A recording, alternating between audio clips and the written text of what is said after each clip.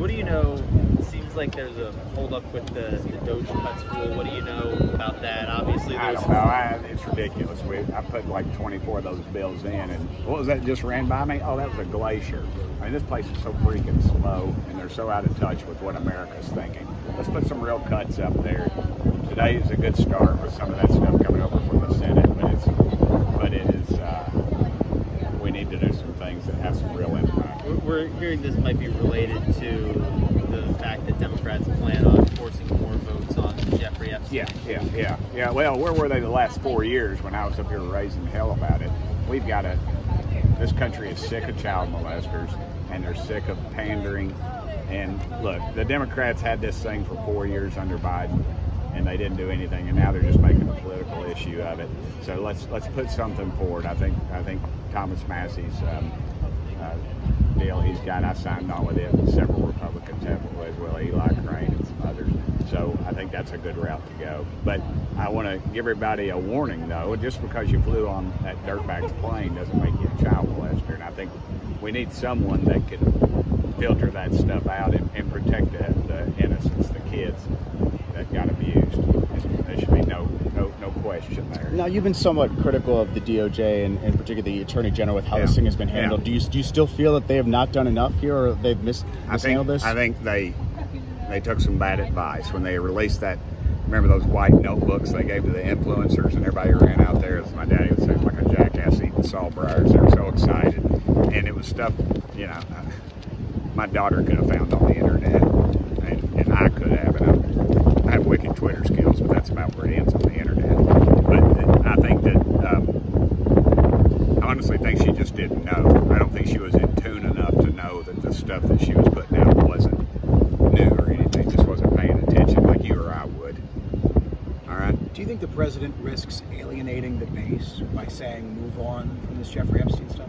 Sure, but he's always got some strategy, and you never can count him out. It's like this crypto stuff that we're voting on today. It was dead last night until he got on the phone and used his negotiating skills. Again, he didn't threaten anybody, and he didn't use any foul language. He just explained his situation and where he was, and they explained theirs, and they found a good compromise. But here comes the bad news bears. This is, you don't want to know. Go ahead. No, I don't think she was in tune enough to know that the stuff that she was putting out wasn't new or anything. Just wasn't paying attention like you or I would.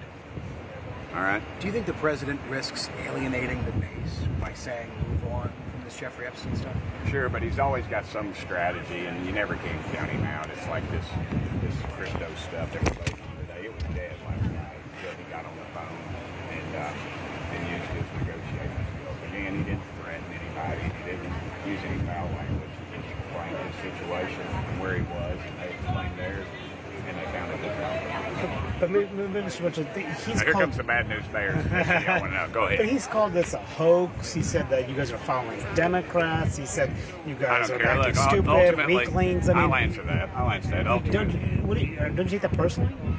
I don't take anything personal up here. I'm the 435th most powerful member of Congress. Ultimately, I don't answer to the president or the voters. I'm going to answer to my maker. As a Christian, the Bible talks about Jesus saying, how you treat the least amongst you is how you treat me, and surely our children are the least amongst us. And I've held the hand of people that have been abused. I've sponsored the toughest laws in the country when I was in the state legislature. A lot of them were struck down as unconstitutional.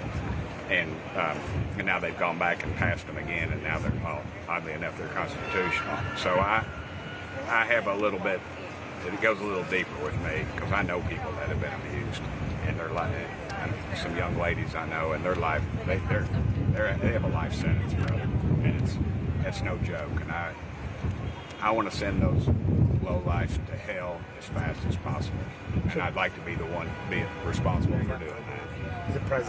Should the president tone down his rhetoric against you? I don't know. Ultimately, I don't answer to him again. I answer to my Creator, and that's where my conscience is on this issue. What did the speaker offer you just now in terms of amendments and the like? He didn't offer me anything. Were you in that meeting? Yeah, yesterday. No, just now. There's a meeting right now. Just now you went back. No, what's it on? Epstein? Oh, that's the rules folks. Yeah, that's mostly the rules folks. Yeah. Do you know how that's going to play out yet? No. I asked to be on rules, oddly enough, and the former speaker wouldn't let me on it.